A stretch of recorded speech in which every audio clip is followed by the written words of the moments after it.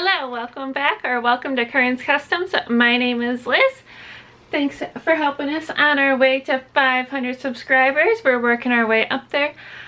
And today we have a video for how to use ProCreate with kids. So let's get into it.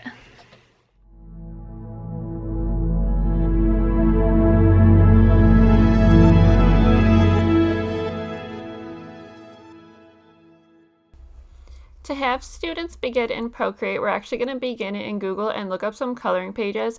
I just Googled coloring page and you can see there's a variety of really simple ones or really tricky ones. So depending on your learners' techniques they want to learn, what techniques you want to focus on, or their ages, you can have them pick some different levels of difficulty. You can also see there's some different themes that already pop up here. So if I picked a theme like maybe Pokemon coloring page or something, I could get a more specific theme that I would want. But I'm just going to press and hold and add the one I want to my photos. So I didn't click to go to the web page, I just added it to my photos. Next, I'm going to move into ProCreate, and from my gallery, I'm not going to select photo like you might think, because if I select it from here, it will only have the resolution of the photo, so we can start to get very blurry there.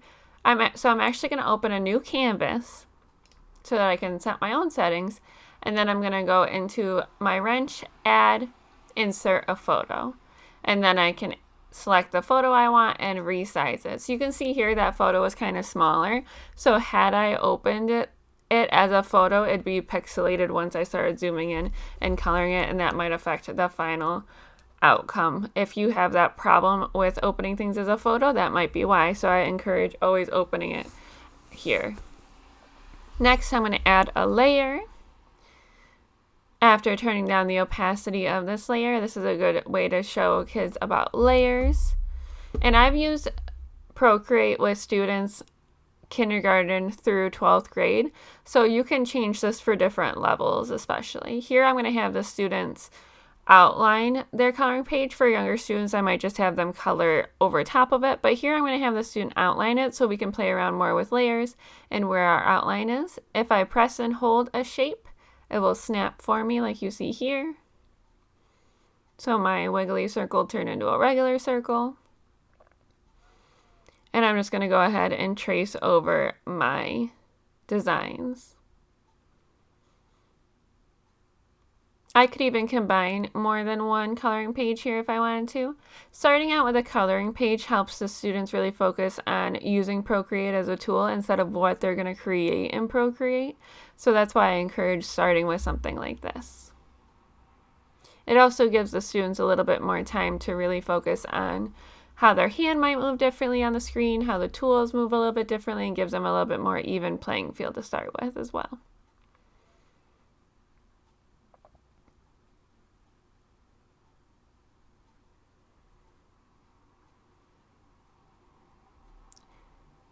You'd encourage the students, they don't have to draw directly on the lines if they want to change things up a little bit, like I made my stars a little bit more pointy, or I might make some lines closer and farther away. That's okay, it doesn't have to be perfect, because we're going to get rid of our coloring page later.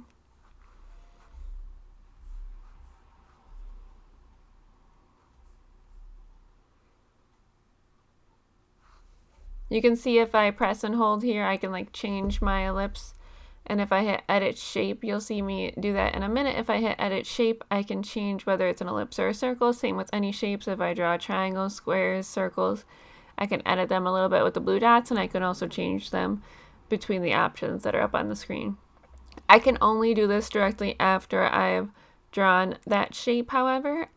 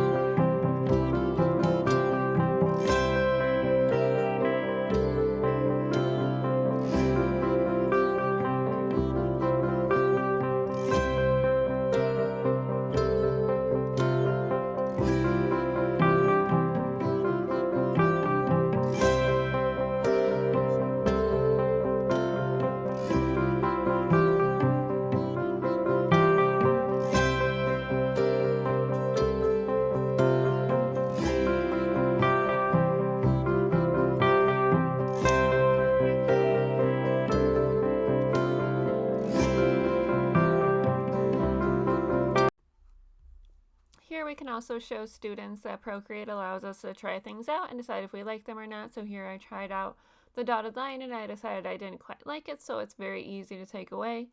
A little bit easier than some other art processes we know.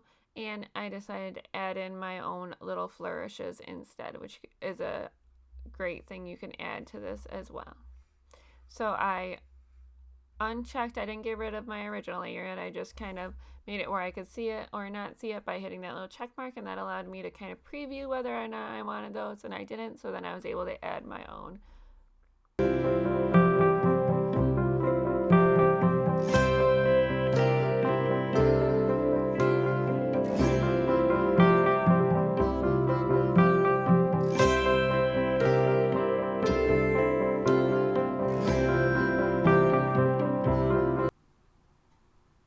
Now I'm ready to delete that layer and add a new layer. I'm going to drop this behind my outline, and this is where we can show students how they can do a full background. They don't have to color around things if they're using their layers in ProCreate.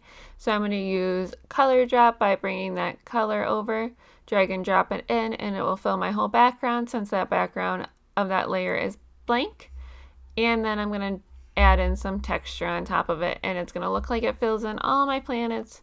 But I'm going to be able to color right on top of it with its own layer next as well. So I'm going to have a layer for the outline, a layer for the background color and texture, and a layer for the coloring. We can also start to show students they can really play with their different brushes here, as well as opacity and size.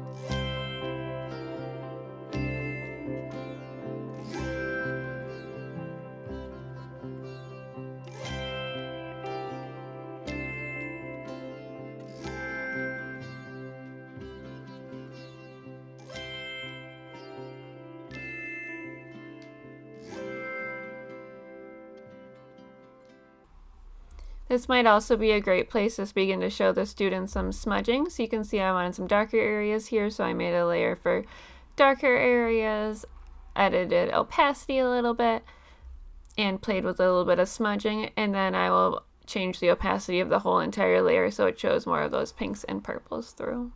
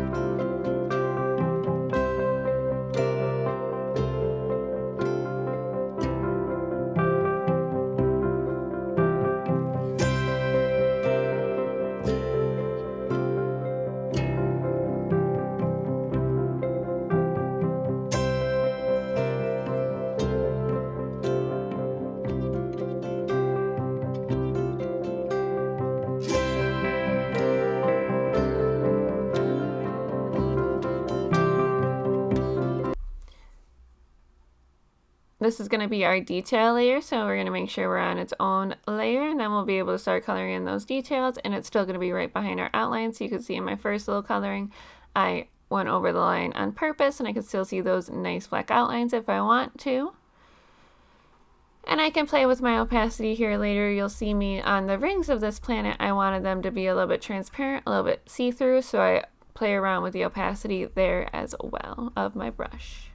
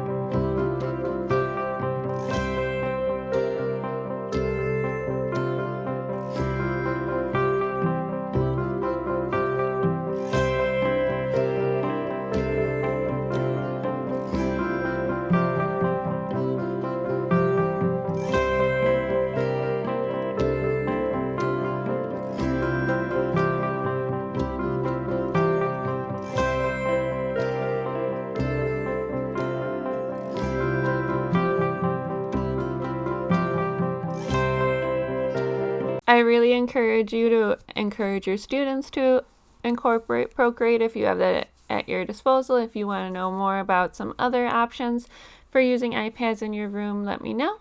And I encourage you to play around with this with different grade levels. There's no age limit for ProCreate, so that's great. There's different ways to age it up and age it down, and all the students really enjoy it. And then they'll find it might be their tool of choice and it might not be, but it's nice to have it at their disposal. Thanks for creating with me today. Keep creating and have a great day.